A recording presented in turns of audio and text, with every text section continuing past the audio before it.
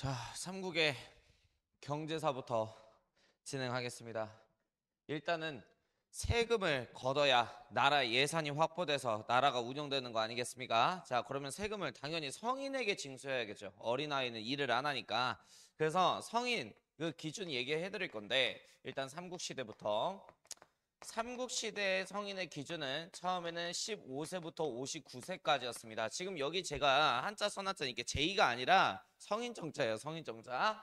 자, 15세에서 59세까지 삼국 전쟁 했을 땐 당시 이게 성인의 기준이었고요. 이 기준에 걸려있는 나이대 성인 남성에게 세금을 징수했다 이렇게 보시면 될 것 같습니다. 자, 그리고 나서 이제 신라를 중심으로 통일이 이루어지게 되죠. 그래서 성인의 기준이 조금 완화됩니다. 그래서 조금 더 여유롭게 16세부터 세금 징수 대상이 됐다라고 보시면 될 것 같아요. 자, 그러면 삼국 통일 전에는 15세가 세금 징수 기준이었는데 왜 통일 이후에는 16세로 바뀌었냐? 통일을 했으니 당연히 이제 신라라고 하는 통일 왕조를 중심으로 나라가 안정화되지 않겠습니까? 뭐 전쟁도 많이 옛날보다 할 일이 없고 그러니까 조금 거기에 대한 여유를 준 거죠. 자, 어느 시대든 간에 세금은 딱 이렇게 세 종류입니다. 일단 첫 번째 조세입니다. 조세는 뭐냐면 땅 갖고 있는 사람한테 일정량의 생산량을 세금으로 부과하는 토지세를 말하는 거고요. 그 다음에 이제 역이라고 하는 게 있는데 이 역은 또 두 개로 구성돼 있어요. 일단 첫 번째가 요역. 요역은 뭐냐? 바로 노동력을 칭하는 거고 그 다음에 이제 군역이라고 하는 거는 뭐냐면 군대 가는 거를 말하는 거겠죠.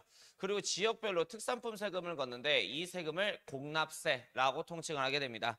그러면은 우리가 여기서 한번 생각해 보자고요. 왜 지역별로 특산품을 거둘까요? 왕 반찬 먹으려고요. 자, 왕이 쌀밥만 먹고 있진 않을 거 아니야. 밥에다가 물 말아가지고. 그래서 지역별 사내 진미를 잡수셔야 오랫동안 사시죠. 자, 그래서 특산품 세금을 매년 걷게 되니 이거를 공납세라고 얘기를 합니다. 뭐 어느 시대든 간에 이렇게 이제 세금은 총 3개로 구성되어 있다 이렇게 보시면 될 것 같고, 자, 그리고 이제 삼국시대 농업의 성장 관련해서 이야기를 할게요. 삼국시대 때 농경이 크게 발전됐던 까닭은 뭐냐면 기억하실란가 모르겠는데 일단은 강의할 때 알려줬지만 지증왕 때 502년에 소로 밭가는 우경농법이라고 하는 게 실시가 되게 됩니다. 이게 왜 농사에 도움이 되냐면 생각해보면 제가 뭐 예를 들어서 배추를 밭에다 심는다고 가정을 해봅시다. 자, 그리고 이 배추를 다 수확을 했어요. 그리고 다음에 제가 고구마를 심으려고 그래요. 고구마가 잘 자라겠어요? 안 자라겠죠. 왜? 배추가 자라면서 겉에 있는 토양의 양분을 다 빨아먹으면서 자랐을 거 아니에요? 이러다 보니까 토양에 양분이 없어서 새로운 작물을 심어도 새로운 작물이 잘 자라질 않는 겁니다. 근데 이 속에 있는 토양의 양분은 그대로겠죠? 그럼 다음 고구마 농사 전에 땅을 어떻게 해줘야 돼요? 갈아 엎어줘야겠네요. 근데 인간의 힘으로 갈아엎기는 역부족이니 소를 데리고 와서 그 이제 소 빵댕이에다가 보습이라고 하는 도구를 이렇게 달아요. 그리고 사람이 여기에 딱 올랐으면은 사람 몸무게 때문에 보습이 땅에 박히겠죠. 그리고 소빵댕이를 찰싹 치면은 음매하는 요 소리와 함께 소가 징겨가는 힘으로 땅이 갈아 엎어지는 겁니다. 이거를 우경이라고 얘기하는데, 그럼 이제 속에 있는 영양가에 있는 토양분이 바깥으로 나오게 되면서 농사짓기 더 편한 땅이 되겠죠. 이렇게 해서 밭농사가 발전하게 된 거고, 그 다음에 이제 십이법이 등장을 하게 됐다라는 거예요. 그럼 이 십이법은 뭐냐면은 비료 뿌리는 거 있잖아요. 그 땅 비옥해지게 비료가 뭔지는 아시죠? 똥 같은 거. 자, 아무튼 이 비료 뿌린 십이법이 발전돼서 삼국시대 때 농경이 크게 발전되게 된 거고, 가장 결정적인 거는 이때가 철기 시대입니다. 그래서 단단한 철제 농기구를 통해 가지고 농사를 지었기 때문에 농업이 성장할 수 있었다. 자, 그리고 개간을 장려했다라는 건데, 이 개간이라고 하는 거는 뭐냐면 못 쓰는 황무지들이 많지 않겠습니까? 그 황무지들을 쓸 수 있는 땅으로 바꾸는 것을 개간한다라고 얘기를 해요. 자, 이렇게 해서 농사 지을 수 있는 농경지가 많이 확보가 됐다라고 보시면 될 것 같고요. 자, 그리고 이 밖에도 댐, 저수지는 물을 보관할 수 있는 수리시설 같은 것들을 많이 확충해서 농업이 성장하게 되는 겁니다. 제가 역사 가르칠 때 항상 이거는 법칙이라고 얘기를 하거든요. 자, 농업이 성장하잖아요. 동시에 뭐까지 발전하게 되냐면 시장 경제도 발전하게 됩니다. 왜 그렇죠, 선생님? 생각해보면 내가 농사 짓는 농부야. 근데 올해 풍년이 든 거죠. 농업 생산량이 많이 나왔어. 그럼 그거를 창고에다 묵혀놓고 썩혀요? 그럼 너무 아깝잖아. 그럼 이 창고에 묵혀놓고 썩기보다는 그 창고에 보관할 그 쌀 같은 거, 그 농업 생산물을 어디다 갖다 파는 게 더 이윤이 남죠. 저한테 시장에다 갖다 파는 게 이윤이 남죠. 그래서 이건 앞으로 역사 과목 공부할 때 법칙이에요. 농업이 성장하면 동시에 뭐까지 같이 발전한다? 시장 경제도 발전한다. 왜? 과잉 생산된 농업 생산량이 다 어디 들어오기 때문이죠? 시장에 들어오게 되고 시장에는 공급량이 많다 보니까 찾는 사람들도 많아지고 그렇게 되겠죠. 자, 아무튼 간에 농업이 발전하면서 시장은 동시에 발전한다는 거 꼭 기억해 주시고 자, 그래서 이제 삼국시대 때 시장이 발전하게 되는데 자, 기록상 신라의 시장 역사만 우리가 배울 수 있기 때문에 기록상 신라의 시장 역사밖에 없어요. 고구려 백제도 없어요. 아쉽게도. 그래서 신라의 시장 역사 얘기를 해주자면 일단 소지마리간이라고 하는 임금님이 있잖아요. 이 소지마리간 제2년간에 우리나라 최초의 기록상 최초의 시장이 개설되게 됩니다. 그게 경주에 있는 그냥 시장이에요. 경주 중앙에 있는 시장이라고 이렇게 보시면 될 것 같습니다. 자, 그리고 나중에 지중왕 때 들어서서 6세기 지중왕 때 들어서서 나라가 안정화되고 농업 생산량도 많이 증가를 했죠. 이때부터 우경이 실시가 되게 되니까. 자, 그러니까 이제 시장 하나로 버틸 수가 없는 거야. 그래서 경주 동쪽에 동시라고 하는 시장을 추가적으로 개설을 하게 되고요. 이 동시라고 하는 시장에서 불법 상해가 있으면 안 되잖아. 그래서 그 불법 상해를 관리 감독하기 위한 기구 동시전이라고 하는 기구를 설치를 했다라는 거. 자, 그리고 통일신라 시대 들어가게 되면 고구려 유민들도 신라 백성으로 들어오고 백제 유민들, 말갈 유민들도 신라 백성으로 들어오지 않습니까? 그래서 이 두 개의 시장으로는 버틸 수가 없는 거죠. 사람들이 너무 많으니까. 그래서 경주에 시장 두 개를 더욱더 신설하게 되는데 서쪽에 있는 시장이라고 해서 서시 그리고 동쪽에 있는 시장이라고 해서 동시 이렇게 해서 두 개의 시장이 개설되게 됐다는 거. 그리고 서시와 동시에서도 불법 상해가 있으면 안 되겠죠. 그래서 불법 상해를 관리 감독하기 위해서 서시전과 동시전이라고 하는 이제 시장을 관리 감독할 수 있는 기구가 탄생하게 됐다. 자, 아무튼 여기까지 해서 시장 발전이고요. 그 다음에 이제 토지제도 관련해서 얘기하겠습니다. 삼국의 토지제도. 제가 이 토지제도는 어렵게 생각할 필요 없다 그랬어요. 그러니까 이 토지제도가 나오면은 그냥 이렇게 생각하시면 돼. 자, 공무원들이 옛날에는 월급을 이제 받아야 되는데 화폐가 사람들이 사용하지 않았기 때문에 제대로 유통이 되지 않았기 때문에 월급을 뭐로 주는 거냐면은 땅으로 주는 거예요. 그러면 그 땅에 관련된 소유권을 주는 거냐? 아니죠. 소유권을 주는 것이 아니라 그 땅에서 세금을 거둘 수 있는 수조권을 부여하는 겁니다. 그럼 또 이 수조권 의미 알려줘야지. 자, 수취한다. 뭐래? 토지를 갖고 있는 사람한테 일정량의 생산량을 세금으로 걷는 걸 조세라 그런다 그랬죠. 조세를 수취할 수 있는 권한을 부여하는 거죠. 그래서 내가 예를 들어 신라시대 뭐 공무원이야. 그러면 초기에는 땅이 두 개가 있거든요. 이거 외워야 돼요. 자, 시급하고 노급이라고 하는 땅이 있는데 일단 이 시급은 공신 및 귀족에게 하사하는 땅이고요. 그 다음에 이제 노급 같은 경우에는 공무원들 있잖아요. 공무원들의 복무대가로 지급되는 땅을 노급이라고 얘기해요. 근데 노급이나 뭐 시급이나 다 수조권 보장된 수조지야. 그러니까 내가 예를 들어서 신라시대 나란이라 하는 공무원이란 말이야.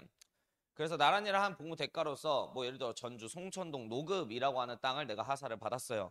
그럼 거기 송천동 주민들한테 뭘 거둘 수 있는 권한이 부여된다? 세금을 거둘 수 있는 권한이 부여된다. 그거 갖다 먹고 살면 된다라는 겁니다. 자, 아무튼 뭐 요런 게 이제 수조지 개념이고요. 아무튼 뭐 시급하고 노급 이렇게 분급이 되는데 이거 구분 잘 하시고 자, 근데 이 노급보다는 시급이 지급 규모가 또 컸답니다. 그러니까 지급되는 땅의 규모가 더욱더 큰 게 시급이었다. 귀족 중심의 사회니까요. 삼국시대는. 자, 그리고 이 노급은 그 땅에서 살고 있는 사람한테 세금을 거둘 수 있는 수조권도 있지만 동시에 뭐까지 보장돼 있냐면 노동력 징발권까지 보장된 땅이었습니다. 근데 이제 나중에 이게 문제가 되는 거죠. 이 노동력 징발권 갖다가 이 노급을 수여받은 귀족들이 지방에서 뭘 양성해? 사병을 양성해. 애들아 운동장에 다 모여. 동네 사람들 이렇게 해서 노동력 징발한다는 명목하에 다 모아놓고 걔네들한테 손에다가 식칼 하나씩만 주어지면 내 뭐가 돼? 사병이 돼. 그러다 보니까 왕권 강화에 방해가 된다라는 생각에 통일신라 중대에 들어서서 신문왕이라고 계시죠. 그래서 이 신문왕 같은 경우에는 이 노급제도가 왕권 강화에 방해가 된다고 해서 노급제도를 폐지하고 그러니까 이제 일종의 그 월급인데 이제 쌀을 주기 시작하죠. 그리고 이 밖에도 노급을 대체할 수 있는 관료전이라고 하는 수조지를 새롭게 개편해서 분급을 하게 됩니다. 관료전은 말 그대로 관료들의 복무 대가로 지급되는 땅이라는 건데 이 관료전은 오로지 뭐만 보장돼 있냐면 수조권만 보장돼 있어요. 여기서 중요한 거 노동력 징발권이 빠져버려서 귀족들이 지방에서 사병을 양성할 수 없게끔 만들었다. 이게 포인트가 되겠죠. 자, 그 다음에 이제 중대 때 또 이제 성덕왕이라고 계셔요. 성덕왕. 통일신라 중대. 성덕왕은 삼국전쟁 하는 그 과정 안에서 못 쓰던 황무지가 된 땅이 많단 말이에요. 그 땅을 국가 돈으로 쓸 수 있는 땅으로 개간을 한 뒤 이 황무지 개간 뒤 만들어진 이 개간지를 백성들에게 공짜로 하사해 주게 됩니다. 근데 여기서 중요한 건 이 백성에게 하사해 준 이 정전이라는 땅은 우리나라 역사상 최초로 소유권을 인정해 준 땅이다라는 게 중요한 거예요. 원래 고대 시대에는 국가의 땅을 개인이 소유할 수 없습니다. 근데 이때는 소유권을 인정해 줬대요. 그러면 무슨 개념이 등장한 거냐면 뭐 흔한 역사 용어로 장원 개념이 등장한 거예요. 장원은 뭐냐? 개인 소유의 땅을 말하는 거야. 그래서 어떤 역사학자들은 이 시기부터 우리나라의 중세가 시작됐다라고 보는 거죠. 자, 그다음에 이제 경덕왕입니다. 경덕왕. 자, 일단 이 경덕왕 때 757년 노급제도가 부활하게 되는데 가끔가다 학교 선생님들이 이 노급 부활은 귀족의 이익이 되는 체제이기 때문에 왜 사병을 양성할 수 있어서 왕권하고 대적할 수 있는 그 기회가 생긴 거잖아요. 근데 가끔가다 어떤 선생님들이 그래서 뭐 경덕왕 때 왕권이 약화됐다 뭐 이렇게 잘못 가르치는데 그게 아니죠. 경덕왕은 757년에 당나라식으로 지방 행정구역 명칭이나 행정체제를 바꾸려고 했었어요. 근데 신라 귀족들이 반대가 심하니 귀족들한테 그래 니네들이 원하는 소원이 뭐냐 그거 들어줄게. 그 대신 내가 원하는 이 하나 정책을 추진하게끔 도와달라 이렇게 얘기를 하죠. 그래서 귀족들이 원하는 건 뭐였어요? 사병 양성하기 위해서 노급을 부활시켜 주세요. 그래서 노급이 부활된 거지 왕권이 약해서 노급이 부활된 건 아니다라는 거. 자, 아무튼간에 이때 노급이 부활했으면은 대체 그 복무 대가로 지급되는 땅이 뭐가 폐지됐다? 관료전이 우리가 폐지됐다라고 이제 좀 생각을 하시면 되겠죠. 관료전 폐지. 자, 그리고 이제 민정문서 관련해서 얘기를 할 건데 여기다 좀 쓸게요. 민정문서. 자, 교과서에서는 이걸 민정문서라고 표현을 안 하고 어떻게 표현하고 있냐면 신라 촌락문서라고 표현하고 있습니다. 그러니까 여러분들 신라 촌락문서라고 그냥 외우세요. 괜히 또 민정문서라고 썼다가 또 이제 제가 교무실 가는 그런 불상스러운 일이 생길 수가 있어요. 자, 아무튼간 이거에다가 이렇게 좀 써놓으면 좋아. 신라의 연말정산문서다 이렇게 쓰면 돼요. 연말정산이라고 하는 건 뭡니까? 자, 국세청에 한 해 내가 얼마만큼 소득을 받았는지 관련해서 신고를 하면 그 소득을 기준 삼아서 국세청은 세금을 징수하죠. 그러니까 신라 시대에는 국세청 홈택스 이런 게 없을 거 아니에요. 매년 어떻게 세금을 징수했을까요? 국가가. 자, 촌주가 3년마다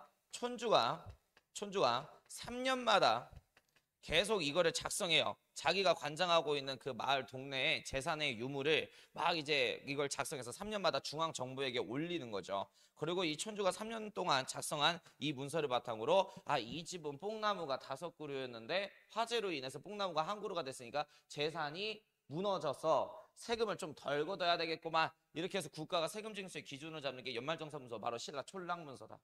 그리고 이게 어디서 발견되게 되냐면 1933년 일본 도다이사라고 하는 사찰의 정착한 쇼쇼인사에서 발견이 되게 됐다라는 거. 그리고 여기서 중요한 건 촌주가 이거를 작성했다 그랬잖아요. 자기 동네에. 그러니까 뭐 이제 사해점촌, 사라지촌 뭐 이렇게 동네 나올 건데 서원경 4개골에 관련된 정보를 담아놨다는 게 특징이에요. 서원경이 뭔데요, 선생님? 그 신문왕의 오소경제도 기억나십니까? 제가 이거 강의할 때 이 오소경은 일종의 지방의 광역시 개념의 도시라 그랬었어요. 그 중에 이 서원경이라는 도시가 있는데 이 서원경이 지금 현재 청주 지역입니다. 그래서 여러분들은 뭐 사해 이제 점촌이라든지 사라지촌이라든지 뭐 이런 촌동네 나오면은 다 청주 고을 촌동네라고 생각하시면 돼요. 그럼 문제가 이거 갖다가 어렵게 나면 어떻게 낼 수가 있냐면 이 문서는 신라 촌락 문서입니다. 해당 그 이제 문서에 기록된 지역에 대한 설명으로 옳은 것은 뭐 이곳에서 직지심체요절이 간행되었어 뭐 이렇게 나올 수 있어요. 직지심체요절이 고려시대 1377년 청주 흥덕사에서 나왔거든요. 그러니까 이렇게 해서 좀 문제를 이렇게 어렵게 꼬아낼 수도 있다라는 점. 목이 타요. 이건 마시고. 삼국시대 끝이고요. 별거 없죠, 삼국시대. 고려로 넘어가겠습니다. 고려로. 지금 도와주는 사람이 없어서 다 일일이 셀프로 촬영해야 됩니다. 자, 고려시대 갑시다. 고려시대 경제사. 자, 고려시대도 마찬가지예요. 자, 조세가 있고 그 다음에 이제 뭐 역이 있겠고 그 다음에 이제 공납 이렇게 이제 세금이 있는데 자, 설명해드리자면 조세를 부과하는 그 기준이 왕건께서 정한 치민유도 정책에 입각해서 생산량의 10분의 1만 부과합니다. 자, 그리고 차등적으로 토지세를 부과하는 그 기준은 3등급으로 나눴는데요. 그 땅의 비옥도를 감안해서 3등급으로 나눈 거예요. 그 땅이 얼마나 비옥한지 그거를 참작해서 토지를 3등급으로 나눠서 차등적으로 부과했다. 상중하 뭐 이런 개념으로서 나눈 거죠. 자, 그리고 이 조세는 어떻게 운반하게 되냐면 무조건 바닷길로 운반하게 되어 있습니다. 자, 그래서 이렇게 바닷길로 배로 운반하는 이 제도를 무슨 제도라 그러냐면 여기에다가 별표 좋은 제도라 그래요. 그러니까 이게 시험 문제에서 가장 많이 나와요. 좋은 제도.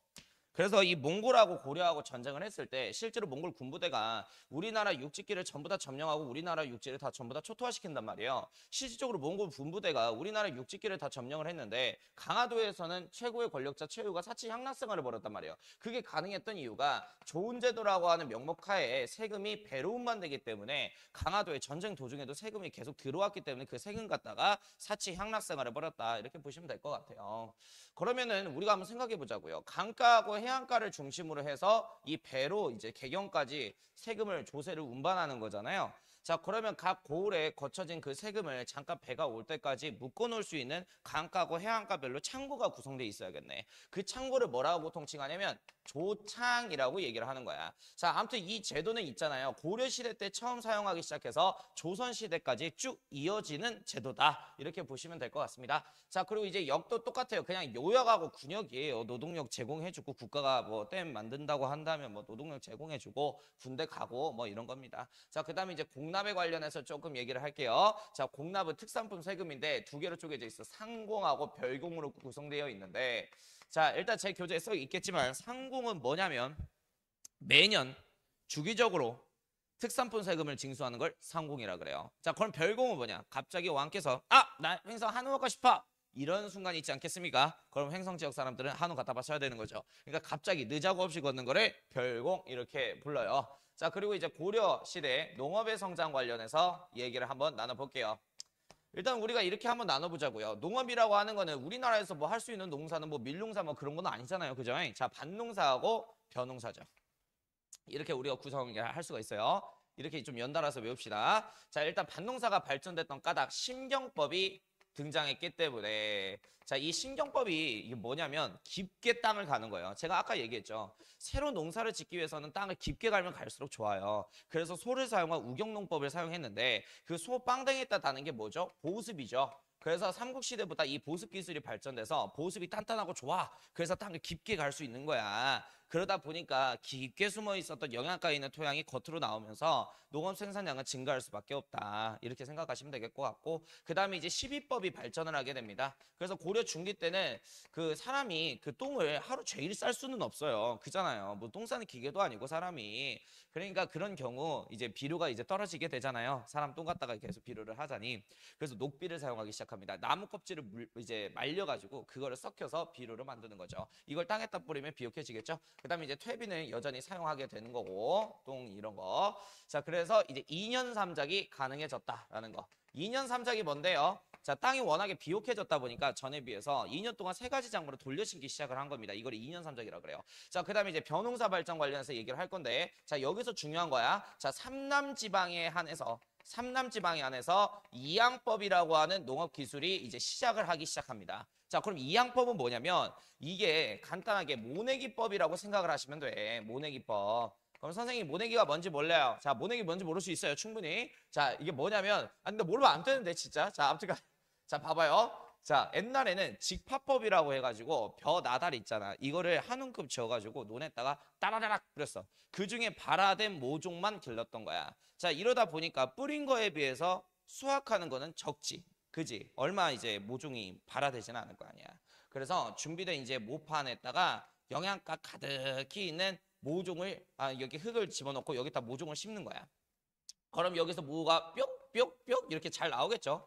1대1 이제 전문 관리를 받으니까.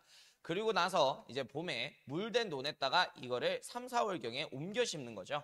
그래서 이게 옮기리자에 모항자 해서 이양법이에요. 모내기법이 이런 거예요. 그래서 두 땅의 힘을 빌려서 농업 생산량을 늘리는 거죠. 근데 생각해봐. 이거를 옮겨 심으려면 물된 논이 필요해. 멀된 논? 물된 논. 그럼 마을별로 물을 저장할 수 있는 무슨 시설이 있어야 이 모내기가 가능한 거야?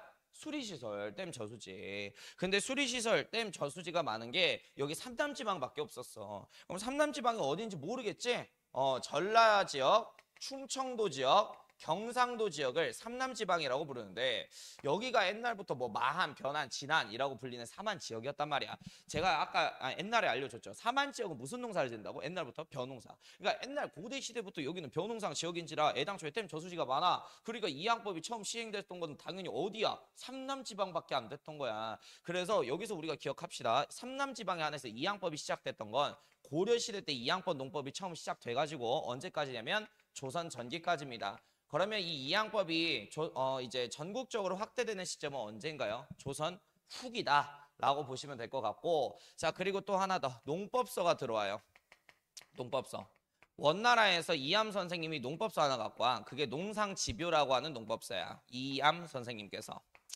그 원나라에서 그 농사 노하우 같은 거 있지 않겠습니까? 그 노하우 같은 거 집대성되어 있는 건데 중국의 농사 기술이 들어옴에 따라서 우리나라 한반도도 농업 생산량이 증가할 수밖에 없는 거죠. 자 그리고 또 하나 더 모카시가 들어오죠. 이 모카시는 이미 고려시대에 들어와 있었는데 모카시 재배에 성공한 게 누구야? 문익점과 그의 장인어른 전청익이라고 하는 사람이었어. 안동 지역에서 모카시 재배에 성공을 하게 된 거죠. 이렇게 해서 고려시대 때 농업이 크게 성장해. 그러면 선생님이 아까 얘기했죠. 농업이 성장하면 동시에 뭐도 성장한다고? 과잉 생산대 농업 생산이 다 어디에 들어와? 시장에 들어오게 된 거야. 그래서 고려시대에도 뭐가 발전한다? 시장이 발전한다. 이렇게 보시면 될 것 같고, 자 일단은 삼경에 관련해서 선생님이 설명을 할게. 이 삼경은 뭐냐면 그냥 우리가 이렇게 접근하면 돼. 시장은 당연히 니네가 상인이야. 시장을 만들려고 그래. 그럼 시장은 유동인구가 많은 지역에 만들어야 돼? 없는 지역에 만들어야 돼? 많은 지역에 만들어야지. 뭐 이제 저기 뭐 깡총 같은 데 가가지고 뭐 이거 도라지 사세요 이러면 누가 도라지를 사요? 거기는 동네 개새끼들이나 도라지 물고 이제 튀지. 그러니까 보통 유동인구가 많은 도시에다가 시장이 설치가 돼야 돼. 자 아무튼 간에 그게 이제 삼경인데 수도 바로 개경이겠죠. 개경에 당연히 시장이 있겠지. 인구가 많으니까. 그지? 자 그리고 이제 서경. 왕건이 계속 중요시 여겼던 두 번째 도시죠. 그죠? 서경, 평양이죠. 평양. 자, 그 다음에 동경이라고 하는 곳이 있는데 이 동경은 경주야. 경주. 옛날 신라 수도. 그러니까 이제 인구가 많을 수밖에 없지. 근데 나중에 동경보다 남경이 인구가 더 많아짐에 따라 후기 때는 남경이 삼경 중에 하나가 돼요. 원래는 동경이었는데. 남경은 어딘데요? 서울. 서울. 살기 좋잖아. 그지? 자, 이렇게 해서 삼경이 있다. 그러면 여기는 당연히 유동인구가 많으니까 뭐가 개설돼 있어? 시전이 설치가 되어 있는 거야. 시전이 뭔데요? 국가가 운영하는 공식적인 시장을 시전이라고 그럽니다. 알겠지? 그래서 아무튼 간에 여기서 시전이 형성돼 있는데 자 그러면 이 삼경에 있는 시전에 불법 상의가 있으면 안 되겠지. 여기다 별표 경시서라고 하는 관청을 두어서 이 시전 상인들 사이에 불법 상행위를 관리 감독했대요. 자 그래서 이 경시서라는 이름이 나온다. 그러면 고려시대를 물어보는 거다라고 연결 좀 지어줘. 자 그리고 이 시전에는 국가가 운영하는 상점이 있는데 이거를 관영상점이라고 얘기해. 관이 운영하는 상점이라고 해가지고 그래서 서적도 팔고 그 다음에 뭐 차도 팔고 술도 팔고 뭐 다양한 거 많이 팔았다 그래요. 자 그리고 이제 지방의 비정기 시장인 뭐 장시 같은 것도 고려시대 때 있었다라고 보시면 될 것 같아. 자 그러면 이제 시장에서 물건 양이 많아지기 시작해. 농업의 발전으로 인해서. 근데 계속 물물거래를 하자니 이제 불편한 거야. 그래서 화폐가 이때부터 유통되기 시작하게 되는데 혹시 그 성종 아시죠? 성종 거란하고 싸웠던 고려 왕제. 그래서 이 성종이 최초의 철전 화폐를 만들어. 그게 건원 중보라고 하는 이름의 화폐예요. 그래서 이게 우리나라 최초의 철전이야. 철전은 뭐냐면 철 갖다 만든 화폐를 얘기해. 자, 그 다음에 이제 숙종 때 의천대사님께서 의천이라고 하는 스님이 있는데 원래 이거 중3 때 배우는 건데 다 아시죠? 자, 의천이라고 하는 스님께서 화폐를 제작할 것을 건의해서 화통도가미를 주전도가미라고 하는 임시 관청을 만들어. 아침이라 정신이 없어. 자, 주전도가미라고 하는 관청을 만들어서 거기에서 뭐가 나오게 되냐면 해동 통보, 그 다음에 해동 중보, 그 다음 은병 또는 다른 말로 활구라고 불려지는 화폐가 나오게 되고 그 다음에 이 밖에도 사만 통보, 그 다음에 사만 중보라고 하는 화폐가 등장을 하게 됩니다. 근데 여기서 선생님 팁 하나 알려줄까? 자, 고려시대 화폐 있지. 권원중보 말고 그냥 남은 화폐는 다 숙종으로 때려 박으면 다 정답이야. 그래서 이거 만든 왕들도 좀 기억을 해주면 좋을 것 같아. 선생님 생각은 그래. 자, 아무튼 이렇게 해서 시장 발전까지 다 했고, 그 다음에 이제 수공업 발전으로 넘어가겠습니다. 수공업. 선생님, 수공업이 뭔데요? 자, 손으로 뭔가를 물건을 만드는 걸 공업이라고 그러죠. 손으로 막 만드는 거지. 그래서 이제 핸드메이드 뭐 이런 게 이제 수공업인데, 고려 전기 때는 국가의 통제력이 강화됩니다. 그래서 국가가 수공업자들한테 야, 이번에 국가가 행사할 게 있는데 도자기 100개만 만들어줘. 자, 국가가 오더를 내려요. 그럼 관이 주공하는 게 관영수공업이지. 그래서 전기 때는 관영수공업이 발전했다라고 이렇게 보시면 될 것 같아요. 그 다음에 이제 소수공업이라고 해서 이 소가 일반 구역이 아니었죠. 차별 구역이었죠. 그래서 원래 이 소 지역 사람들은 국가가 오더 내리면은 그거를 이제 만들어서 제공해 주는 것 갖다가 먹고 살았습니다. 그래서 전기 때는 소수공업 다 국가가 주도했죠. 그래서 전기 때는 누구의 파워가 세? 국가, 정부의 파워가 세. 그래서 이 정부가 수공업을 주도를 했는데 나중에 농업도 발전하고 상업도 발전한과 동시에 이 서민들이 이제 많이 이제 뭔가 주도권을 갖기 시작해요. 국가의 통제력은 가면 갈수록 약화되기 시작하겠죠. 그래서 이제 후기 때는 민간인들이 내가 만들 수 있는 거를 시장에다가 갖다 팔면서 먹고 살기 시작합니다. 민간인이 주도하는 민영수공업 체제로 간 거고, 그 다음에 이제 절에 있는 승려들이 그 소일거리로 뭔가를 이게 만들어가고 갖다 팔아요. 그래서 이거를 사원수공업이라고 얘기해요. 사원수공업. 그래서 후기 때는 사원수공업으로 발전하게 되었다라는 거. 아따, 날씨가 어제는 또 이게 추웠는데 또 오늘은 덥고 막 그러네요. 더워 죽겠는데 흰 옷이라 이거 벗지도 못하겠고 비칠까봐. 아, 그냥 옷 선택을 잘못했어. 자, 아무튼간 수공업 발전까지 얘기했습니다. 자, 그 다음 이제 고려시대 토지제도에 관련해서 얘기할게요. 토지제도. 고려시대 토지제도. 자, 고려시대 토지제도가 시험 문제에 겁나게 많이 나와. 자, 전시과라 그래, 전시과. 그럼 선생님, 전시과가 뭔데요? 자, 공무원들의 복무 대가로서 무슨 땅을 주냐면 전지, 밭농사 지을 수 있는 일반 밭과 시지, 뽕나무 기를 수 있는 임야, 산을 주는 거다. 그래서 전시과라 그러는데, 자, 전시과의 원칙에 대해서 얘기를 해드리자면, 전시과는 공무원들의 복무 대가로 지급되는 땅을 우리가 전시과라고 통칭합니다. 관료에게 지급되는 땅인 거죠. 자, 그리고 원칙적으로는 세습이 되지 않아야 돼. 그러니까 원칙적으로는 세습이 되면 안 되는 땅이야. 근데 실질적으로는 세습이 되는 땅이 있었어요. 그건 좀 이따 제가 얘기를 할 거고. 자, 아무튼 이 전시과제도 관련해가지고 역사 얘기를 하기 전에 앞서서 고려의 토지제도 또 몇 개가 있거든요. 그러니까 그거부터 먼저 설명을 할게요. 그냥 간단하게 얘기할게. 자, 신라시대 때는 공무원에 대한 월급 대가로 주는 수조지가 이름이 뭐였지? 녹읍이었잖아. 그지? 근데 이 녹읍이 이제 고려시대 이름이 뭐로 변경된 거야? 전시과로 변경된 거야. 자, 이거는 뭐 전시과 제도는 아닌데 이거는 별개야. 별개로 알아들어. 역분전이라고 하는 땅이 있었죠. 기억날란가 모르시겠지만 이 역분전은 태조 왕건이 지급한 땅이에요. 누구한테 지급했지? 태조 왕건께서 나를 왕으로 만들어줘서 고마워. 개국공신 지방 호족들에게 하사해줬던 땅이 역분전이라는 땅이었어요. 근데 이 호족들이 개국공식이긴 하나 세우는 공들이 다 다를 거 아니야. 그래서 공운을 참작해서 또 왕에 대한 충성도, 국가에 대한 충성도인 인품을 감안해서 차등적으로 지급됐던 수조지가 바로 역분전이었다라는 거. 다시 얘기하지만 수조지가 뭐예요? 수조지가? 그 땅에 살고 있는 백성들한테 세금을 거둘 수 있는 거다. 개국공신들에게 준 땅을 역분전이라 그러는 거야. 자, 이제 전시과제도 간다. 자, 신라시대 때 노급이라고 불려졌던 게 이름이 뭐로 변경된다? 전시과로 변경이 되게 된다. 상세하게 써져 있는 학교들이 있기 때문에 다 알려드릴게요. 자, 시정전시과. 처음 시작하여 정했다 해서 시정전시과인데, 자, 이거를 경종 때 제정하게 된 거예요. 자, 관리들의 복무 대가로 전지와 시지 각 2개 땅을 주기 시작하는데, 지금 기준은 뭐냐? 바로 인품을 참작하고, 인품은 국가 왕에 대한 충성도를 얘기하는 거야. 자, 그리고 인품과 관품이 총 18등급이 있는데 18등급의 관품을 참작해서 차등적으로 지급되는 게 시정전시과라고 하는 공무원에 대한 복무 대가로 주는 수조지인 겁니다. 자, 그리고 전직관리와 현직관리 모두에게 지급된다라는 게 특징인 겁니다. 그러면 선생님, 전직관리가 뭔데요? 자, 전직관리가 뭐냐? 은퇴하신 양반을 말하는 거죠. 전직관리. 현직 관리는 뭐야? 지금 복무하고 있는 공무원들을 말하는 거지. 자, 아무튼 은퇴하고 나서도 현직 때 받았던 그 수조지를 계속 갖고 있다가 언제 반납해? 원칙적으로 세습이 안 되니까 뒤질 때 반납하면 된다. 이런 원칙에 입각한 게 시정전시과예요. 자, 그리고 이제 또 하나 더 군인들을 차대했던 사이이기 때문에 군인전이라고 하는 이름의 군인들의 복무 대가로 지급되는 수조지는 이때는 지급되지 않았다. 군인을 차지하는 사회였으니까. 자, 근데 이제 문제가 생겼어요. 어떤 녀석들이 계속 토지를 한 집안에서 세습해요. 그럼 신입 공무원한테 줄 땅이 있어 없어? 없게 되는 거잖아. 자, 이렇게 해서 토지 지급량이 줄어들과 동시에 그 지급 기준을 줄여버리게 되는데 그게 목종 때 제정된 개정한 전시과 제도라 해서 개정전시과 제도인 거예요. 이거 언제 제정됐어? 목종, 성종 다음에 황제가 목종이야, 목종. 자, 지급 기준이 준다 그랬지. 이제 인품을 참작하지 않아. 그냥 관품만 참작해서 관품 18등급을 나누어서 차등적으로 지급하기 시작하고요. 이거는 변화가 없습니다. 전직 관료와 현직 관료 모두에게 지급된다는 게 특징이고요. 이때는 거란하고 요 사이에 거란하고 한번 전쟁을 했단 말이야. 거란하고 전쟁하다 보니까 군인들한테 좀 대접은 해드려야 될 것 같아.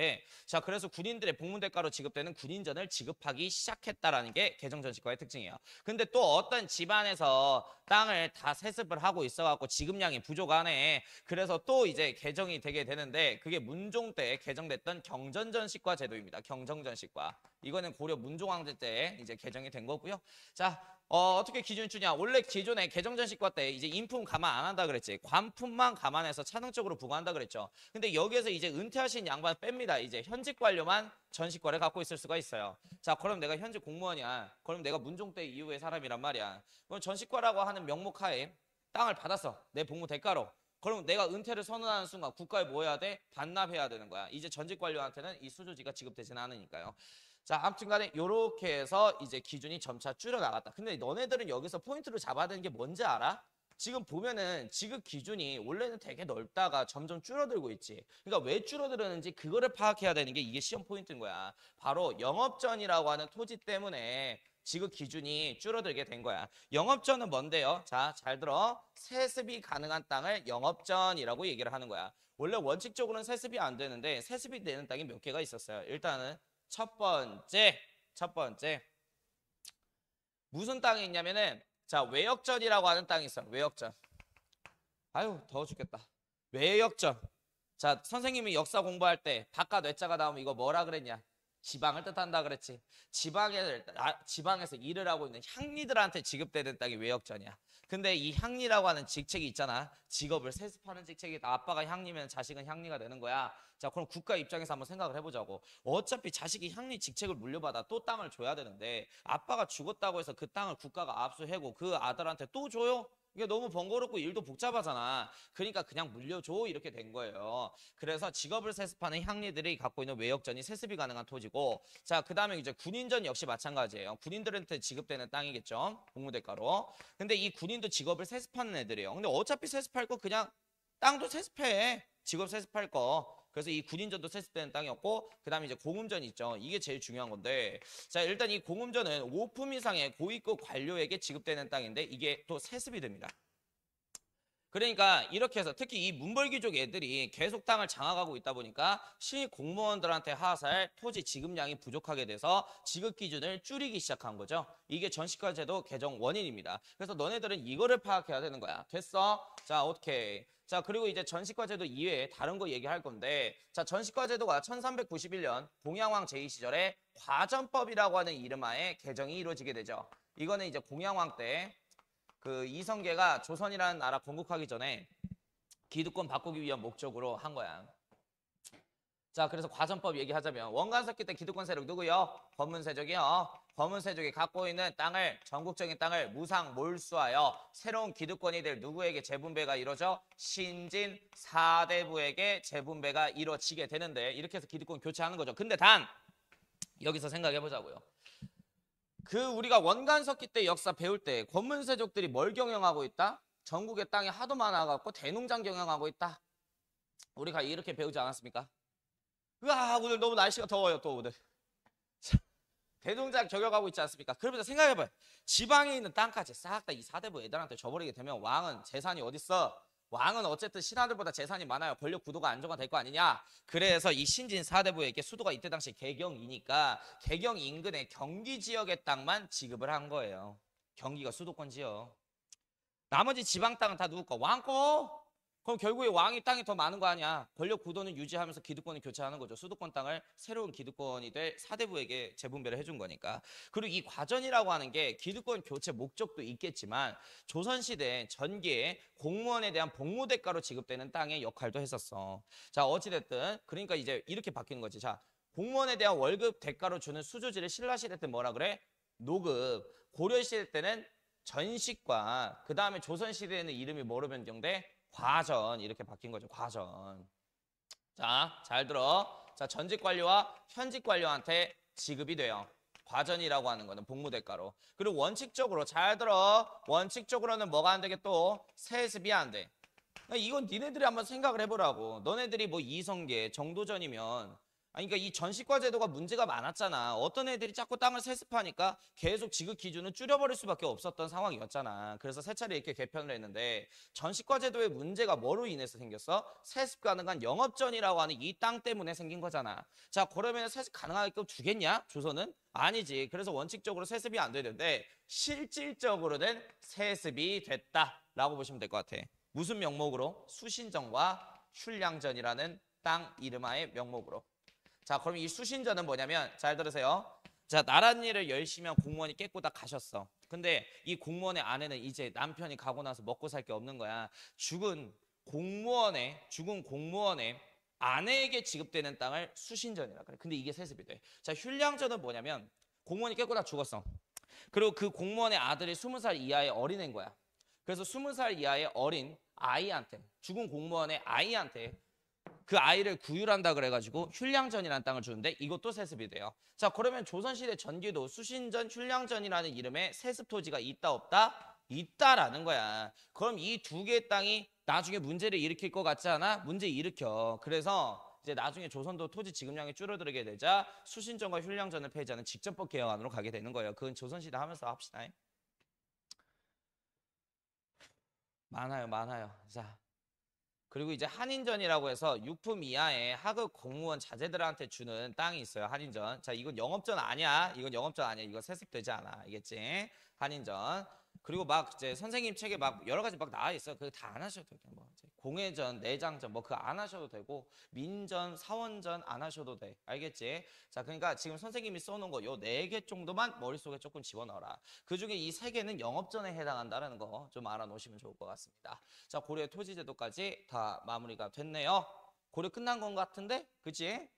선생님 너무 힘들어요. 잠깐 쉬다 가겠습니다.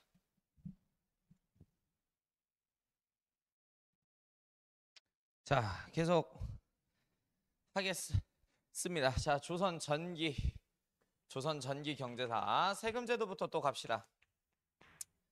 조선시대도 성인의 기준은 16세부터 60세 정도라고 생각을 하시면 될 것 같고, 자, 아무튼 그분들이 이제 세금을 내겠죠. 일단 세금제도부터 한번 조선 전기하고 후기 같이 볼 건데, 경제사는 조선 전기의 어떤 특정 체제를 보고 그 다음에 조선 후기 특정 체제를 보는 식으로 그렇게 갈게요. 자, 일단 세금제도부터 갈 건데, 자, 일단 이 조세제도에 관련해서 많은 변화가 있습니다. 이거를 공법제도라고 얘기를 해요. 세종대왕께서는 기존의 고려시대부터 전해져 내려오는 토지 비옥도에 따라서 3등급을 나누어 그 비옥도에 맞춰서 차등적으로 세금을 부과하는 기준 자체가 조금 잘못됐다고 생각합니다. 그래서 백성들에게 일일이 설문조사를 해가지고 70% 정도 되는 백성들이 지금 세금제도가 잘못됐다라는 응답을 받아 자, 세금제도를 개혁하게 되는데 그게 공법제도라고 이렇게 통칭하는 제도예요. 자, 이렇게 해서 기준이 이제 2개로 나눠지게 되는데 연분 구등법이라고 해서 자, 이건 뭐냐면 그 땅에서 나오는 수확량을 이제 참작해서 9등급으로 나누어 차등적으로 세금을 부과하는 제도입니다. 자, 그리고 이 수확량을 이렇게 표현할 수도 있어. 사료에서. 풍년도의 기준을 참작해서 9등급으로 나누어 차등적으로 세금을 부과했다. 풍년도하고 흉년도, 풍흉도 이렇게 표현할 수도 있죠. 수확량에 참작해서 9등급으로 나눈 건데 가장 많이 나오는 집은 상상호라 그래요. 여기는 20도 정도 되는 세금을 걷고 그 다음에 이제 상중호가 그 다음에 이제 많이 나오는 집안을 말하는 거죠. 18도 정도 되는 세금을 걷어요. 그 다음에 이제 상하호라고 하는 집안한테는 16도 정도 되는 세금을 걷어. 이렇게 해서 쭉쭉쭉쭉 2도씩 내려가게 되면 맨 밑이 하하호가 되겠지. 이 하하호 할 때 이 호가 지포자야 여러분들 알겠지? 자, 이 하하호는 4도 정도의 세금만 부과합니다. 자, 이렇게 해서 수확량에 따라서 자동적으로 세금을 9등급으로 나눠서 걷는 거를 연분구등법 제도라 그래요. 자, 그리고 기존의 토지 비옥도를 3등급으로 나눠서 하자니 너무 추상적이야. 그래서 이걸 더 체계적으로 구분하기 시작해서 자, 2배 늘립니다. 자, 전분 6등법이라 그래요. 이거는 토지 비옥도에 따라서 몇 등급으로 나눈다 땅을 6등급으로 나눠서 차등적으로 세금을 부과한다. 자, 이렇게 해서 세금의 기준을 좀 더 이전문 시대보다 촘촘히 두어 억울하게 세금을 많이 과잉징수받는 백성들이 없도록 만들어주는 게 세종대학의 공법제도의 특징이다. 이렇게 정리하시면 될 것 같습니다. 자, 그리고 이 조세 역시 좋은 제도로 수도까지 운반이 된다. 선생님이 아까 좋은 제도가 뭐라 그랬어요? 바닷길로 배를 통해서 운반하는 걸 좋은 제도라 그러죠. 그러면 조선 전역에도 뭐가 설치돼 있어? 그 배가 올 때까지 잠깐 세금으로 납부할 곡식을 비축해 놓은 관청, 조창이 있다. 알아두시면 되겠습니다. 자, 그 다음에 이제 역 관련해서 얘기를 할 건데 이 역은 노동을 이제 제공하는 게 요역, 그 다음에 군대 가는 걸 이제 군역이라 그러지.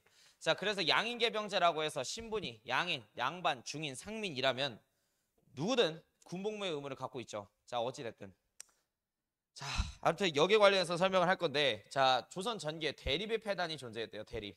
대립이 뭐냐면 이게 왜 생겼는지부터 제가 얘기를 해드릴게요. 백성들에게 노동력을 징발하기 위해선 노동력 징발하는 거 좋아요.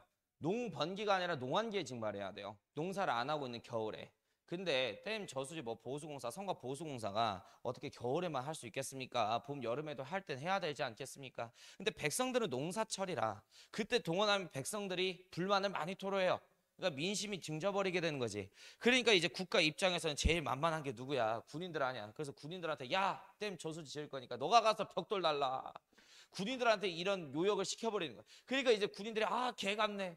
이렇게 생각을 하는 거예요. 그래서 이제 군인들이 군대를 피하기 위해서 또 일반 성인 남성들 중에서도 양반 자제들, 돈 많이 있는 그 자제들이 군역을 피하기 위해서 가난한 서민들한테 돈을 주고 야, 나 대신 군대 갔다 와. 야, 나 대신 저기 뭐야 요역 공사 현장 갔다 와. 라는 식으로 자기 업무를 맡기기 시작해요. 이거를 대립이라 그래요. 자, 그래서 임진왜란 당시에 돈 받고 원래 군인이 아님에도 불구하고 가난한 서민들이 군사훈련도 제대로 받지 않은 상태에서 창 들고 우리나라 국경을 지키고 있었으니 일본 애들이 쳐들어왔을 때 당연히 우리는 밀릴 수밖에 없는 상황이었다. 자, 그리고 방군수포제라고 해서 그 수령한테 군포를 징수를 하면 군포를 많이 내주면 군역을 면제해 주는 거죠. 그래서 이때 당시 군대 제도가 제대로 굴러가지를 못했다라고 보시면 될 것 같아요. 자, 그 다음에 이제 특산품 관련된 건데 이게 공납이죠. 자, 근데 박납의 폐단이 심했대요. 박납의 폐단 16세기부터. 그럼 선생님이 얘기하는 이 박납의 폐단은 뭐냐면 이게 광해라는 영화에 나오는데 특산품을 이상한 걸로 신고해서 특정 상인하고 수령이 이익을 얻는 행위를 박납의 폐단이라고 얘기해요. 그럼 이게 어떻게 해서 생긴 거냐면 지역별로 이 특산품은 매년 바뀔 수밖에 없죠. 그래서 수령이 특산품이 바뀌게 될 경우에 중앙정부에게 신고를 하게 됩니다. 그걸 어떤 특정 상인이 알고 수령한테 가서 이렇게 얘기하는 거예요. 예를 들어 여기가 상간마을이란 말이야. 근데 그 상인이 와서 뭐라 그러냐면 수령나으리 이 동네의 특산품을 올해부터 전복으로 바꾸시죠. 이렇게 얘기를 해. 그러니까 그 수령이 그 상인한테 이렇게 얘기한단 말이야. 이곳은 상간마을인데 전복으로 특산품을 바꾸면 사람들이 그 공납세를 어찌 납부하겠느냐 이렇게 얘기하니까 그 상인이 이렇게 답해요. 그죠? 납부 못하겠죠? 근데 제가 이 동네에서 유일하게 전복을 팔고 있는 상인이거든요. 저를 소개시켜 주십시오. 그럼 저는 이전 전복의 가격에 50배, 100배를 물려서 그들에게 판매를 할 것이고 이렇게 해서 마진이 나면 우리 수령나으리하고 저거 반팅하는 겁니다. 라는 식으로 결탁을 한 거야. 자, 이렇게 해서 나쁜 수령 새끼가 특산품을 이상한 걸로 신고해서 상인하고 대신 해가지고 뭐 이윤을 얻게 되니 이거를 박납의 폐단이라 그래. 16세기부터. 그래서 이거를 개정하기 위해서 율곡 이희 선생님께서는 특산품으로 세금을 거는 이런 폐단이 벌어지는 거라고 얘기해요. 그래서 쌀로 세금을 걷자, 수미법을 강조하는 등 뭐 여러 가지 뭐 개혁 정책 같은 것들이 나왔었어요. 자, 그리고 아무튼 이 조선 전기의 세금 제도는 다 얘기했어요. 그럼 어찌됐든 조선 전기의 세금 제도에 관련해서도 지금 문제점이 많은 거 아니에요. 그래서 조선 후기로 가게 되면서 이 세금 제도가 이제 개편이 이루어지게 되는데 자, 여기서 중요한 거는 조선 전기하고 후기 요 차이를 이해하기 위해서는 양난이라고 하는 사건에 대해서 이해를 하고 가야 돼. 그러니까 이 양난은 뭐냐면 조선을 흔들어 놓은 큰 두 개의 전쟁을 말해요. 임진왜란, 병자호란이에요. 자, 그럼 생각해 봅시다. 임진전쟁과 병자전쟁 끝나고 나서 백성들이 토지가 다 황폐화됐을 텐데 먹고 살 게 있어요? 없는 상황이죠. 그럼 세금을 있는 그대로 옛날하고 똑같이 걷어버려? 안 되지. 세금을 좀 덜 걷어야겠지. 백성들이 안 그래도 먹고 살기 있는데 세금을 똑같이 걷어버리면 어떡해. 그래서 조선 후기에 조세제도에 관련된 개혁이 있게 됐다. 그래서 인조는 임진왜란 전쟁 끝나고 나서 영정법이라고 하는 것을 시행하게 돼요. 1635년. 자사고 같은 경우에는 이것도 연도 문제 나올 가능성이 있으니까 연도까지 일단 혹시 모르니까 외워놓는 게 제일 좋아. 자, 아무튼 이 영정법은 인조가 단행한 거야. 인조가. 영정법. 그럼 이게 뭐냐? 원래 기존에는 수확량에 따라서 9등급으로 차등부가 했다 그랬지, 세금을. 근데 지금 다 황폐하다 갖고 다 못 살아. 그래서 앞으로는 이렇게 이제 차등적으로 부과한 게 아니라 딱 앞으로 영구히 정액제로 정하겠대요. 토지 한 결당 무조건 최저 세율만 걷겠대. 4에서 6두 세금만 내라. 이게 영정법이야. 그러면 앞으로 뭐를 참작하지 않겠다는 거야? 풍흉도를 참작하지 않겠다라는 거죠. 이전에는 풍윤도 즉 수확량에 참작해서 9등급으로 나눠서 세금을 걷었는데 이제 수확량과 풍윤도를 참작하지 않고 정액제로 걷겠대. 한결에서 최저세율만 4에서 6두 정도의 세금만 걷겠대요. 이게 영정법 개혁 아닙니다. 자, 그러니까 부담을 줄인 거죠. 자, 그 다음에 이제 군역에 관련해서 얘기를 할 건데, 자, 일반 성인 남성들은 평상시 군복무를 하지 않는 대가로 정군, 직업군인들의 월급으로 충당하기 위해서 매년 병역세, 군포라는 세금을 냅니다. 근데 이 군포가 이때 당시 1년에 2필 정도였어요. 전기 때. 근데 임진전쟁과 병자전쟁 끝나고 나서 영조가 생각했을 땐 백성들의 군포 부담이 너무 과한 것 같아. 그래서 줄여줘요. 이거를 균역법 정책이라고 얘기해. 균역법. 이 균역법은 1750년 영조가 시행한 세금제도 개혁안인데, 자, 군포를 1년에 몇 필씩 냈다고? 2필씩 냈어. 근데 임진전쟁과 병자전쟁 끝나고 나서 백성들에게 큰 부담이 될 거를 우려했던 영조는 한 필로 줄여줘요. 근데 문제는 이게 병역세잖아. 이걸 걷어가지고 국방비 예산으로 쓴다 그랬지. 그럼 직업군인도 월급 반절로 줄여버려? 군인들 바로 폭동나지? 그래서 부족한 거는 메꿔야 되는 거야. 그래서 이게 제일 중요해. 자, 선무군관포에다 별표 칠래? 자, 일단 이 선무군관포는 뭐냐면 17에서 19세기 농업이 성장하고 상업이 성장함에 따라서 부자가 된 서민들이 많이 등장해. 그래서 그 부잣집에 가가지고 국가가 그 부잣집 아들한테 선무군관이라는 명예직을 하사해 주는 거죠. 그리고 니네 집에 군관 하나 더 생겼으니까 군포 한 필 더 납부해. 라는 식으로 부자한테 추가적으로 군포 한 필 더 납부하도록 시키는 거야. 그렇게 해서 부자들한테는 세금의 부담을 올리고 못 사는 서민들의 세금 부담을 낮추게 되니 이게 어떻게 보면 민심을 딱 잡는 그런 좋은 세금 제도 개혁안이었던 거죠. 자, 그 다음에 이제 어염세라고 해가지고 어장과 염전을 운영하고 있는 사람한테 세금 걷은 거를 행정운영 예산으로 쓰는 게 아니라 부족한 군포를 충당하는 데 썼다. 어장세하고 염전세를 말하는 거야. 어장하고 염전은 뭔지 알지? 물고기 기르는데 염전은 뭐 소금 만드는데. 그 다음에 이제 일본 대마도 상인들이 부산포 외관 지역에서 무역하기 위해서 배를 타고 온단 말이야. 배를 선박이라 그래. 그럼 얘네들이 주차 요금 같은 거 내겠지. 그 선박세라 그러는데 이 선박세를 행정운영 예산으로 쓴 게 아니라 부족한 군포를 충당하는 데 사용했다. 그 다음에 땅을 갖고 있는 지주들한테 토지 한 결당 부가 세금을 걷어. 결작세. 이거 갖다 부족한 군포 세금을 충당한 거죠. 근데 가끔가다 어렵게 되는 선생님들은 이거 갖다가도 좀 변별력을 내요. 아무튼 결작세도 있었다. 지주에게 부과하는. 그래서 못 사는 사람한테는 병역세 부담을 줄이고 잘 사는 애들한테 오히려 세금의 부담을 올리면서 민심을 잡았던 정책 중에 하나가 균역법 정책이었습니다. 자, 그 다음에 이제 공납에 관련해서 얘기할게요. 자, 공납은 뭐가 문제가 있다 그랬어? 박납의 폐단. 어떤 미친 수령 새끼하고 상인 새끼가 특산품 이상한 걸로 바꿔 신고해가지고 이윤을 얻기 시작하죠. 이런 박납의 폐단을 개혁하기 위해서 대동법 개혁안이 등장을 하게 되었다. 대동법. 자, 그래서 이 대동법은 1608년 광해 집권기 때 시행한 세금제도 개혁안이 되겠는데, 자, 광해군은 이렇게 생각을 합니다.